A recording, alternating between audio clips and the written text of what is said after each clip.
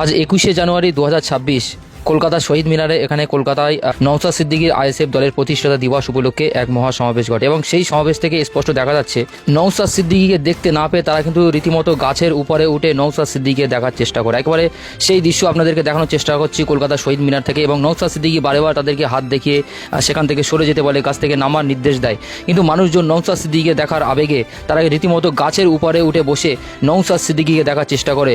নওশাদ সিদ্দিকীর যে আবেগ, সেই ভালোবাসা তারা কিন্তু রীতিমতো ধরে রাখতে পারছে না। রীতিমতো নওশাদ সিদ্দিকীকে দেখার জন্য তারা কিন্তু গাছের উপরে উঠে বসে নওশাদ সিদ্দিকীকে দেখার চেষ্টা করছে। আপনাদেরকে একবার সেই চিত্র দেখানোর চেষ্টা করছি কলকাতার শহীদ মিনার থেকে।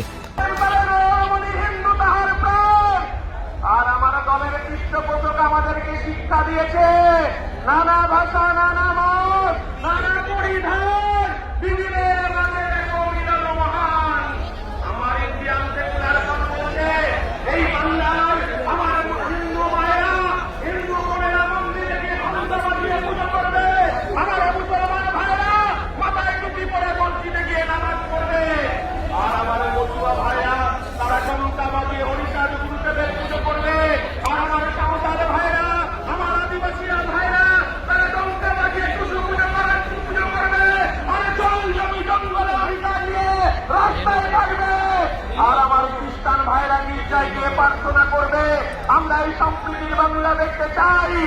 মমতা বন্দ্যোপাধ্যায় যখন আমার চেয়ারম্যান, এই বাংলার অধিকার, এই বাংলার যুব সমাজের কর্মসংস্থান, এই বাংলার খেটে খাওয়া মানুষের কর্মসংস্থান, এই বাংলার আশা কর্মী, এই বাংলার অঙ্গনারী কর্মী, এই বাংলার সিআরএস, এই বাংলার সিভিক পুলিশ, এই বাংলার অধিকার নিয়ে রাস্তায় যখন আমার চেয়ারম্যান বলছে কেন ওবিসি বাতিল করে দেওয়া হলো, ওবিসির অধিকারে ফেরত দিতে হবে, কেন ভুয়ো এসটি এসটি সার্টিফিকেট দেওয়া হবে, যখন আমার চেয়ারম্যান বলছে আমার কলকাতার রাজপথে আমি একটা ধর্ণা মঞ্চ করতে চাই, মমতা বন্দ্যোপাধ্যায় আমাকে একটা 10 ফুট বাই 10 ফুট মঞ্চ বাজারে জায়গা দিই, তখন মমতা বন্দ্যোপাধ্যায় হাজার হাজার পুলিশকে নিয়ে আমার চেয়ারম্যানকে যখন এই বাংলার মানুষের বাংলার পিছিয়ে পড়ে মানুষের অধিকার নিয়ে লড়াই হচ্ছে, তখন লাঠি মারতে মারতে আমাদেরকে জেলে নিয়ে গেছে, 42 দিন জেল কাটিয়েছে মাননীয় মুখ্যমন্ত্রী।